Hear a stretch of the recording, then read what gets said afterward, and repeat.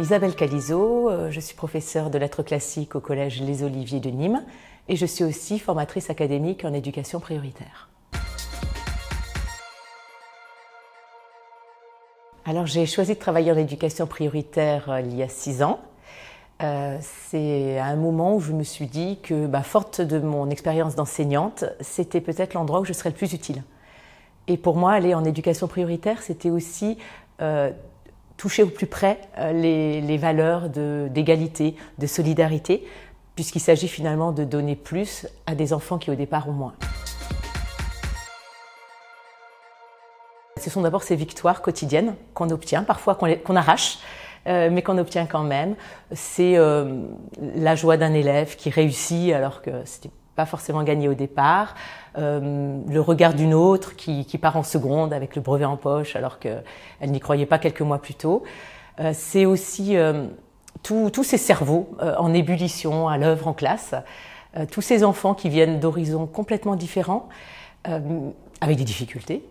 C'est aussi la solidarité des équipes, parce qu'il faut se serrer les coudes en éducation prioritaire. C'est pas facile tous les jours. Il faut travailler ensemble, il faut les accompagner jusqu'à la réussite. Et puis j'ai aussi une pensée pour les parents, parce que en éducation prioritaire, peut-être plus qu'ailleurs, les parents ont vraiment foi en l'école.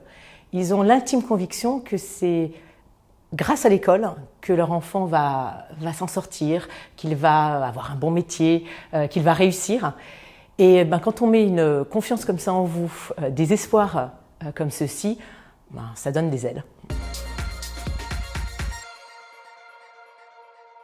Alors, oui, je suis très fière. C'était il y a 3 ans. On a eu 50 élèves de 5e qui se sont inscrits en latin. Et ça a été une surprise parce que les horaires n'étaient pas faciles, 8h à 9h le matin, ça leur rajoutait 2 heures à l'emploi du temps.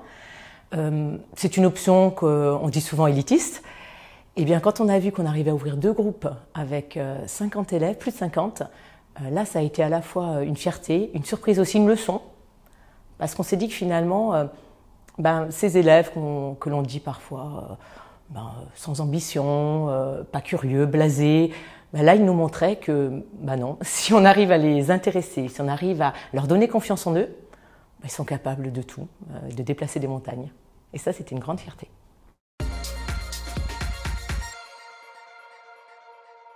Alors, d'abord le travail. Il faut vraiment travailler en effet en éducation prioritaire, comme partout, mais peut-être un peu plus encore, parce que c'est pas facile tous les jours.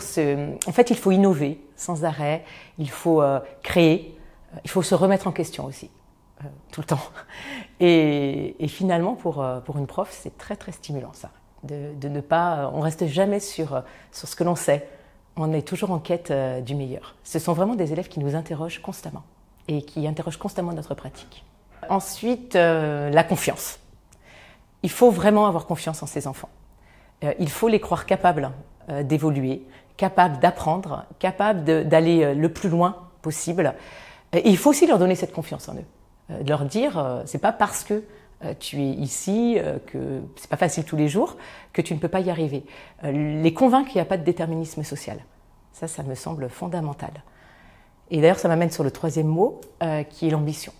Il faut vraiment rester ambitieux. On peut être tenté en éducation prioritaire de se dire, au vu des difficultés, on va finalement leur demander un peu moins, on va aller un peu moins loin, on va se contenter d'eux. Et en fait, non. Il faut vraiment viser l'excellence. Il faut se dire que ces élèves, ces enfants, comme tous, finalement ont le droit d'arriver au plus haut. Alors, la pente, elle est parfois plus raide, il faut mettre des marches, plus de marches peut-être qu'ailleurs, il faut plus les accompagner, mais ils y arriveront. Et il ne faut vraiment pas mettre de barrières à leurs rêves et leur dire qu'ils sont capables de tout, et plus encore.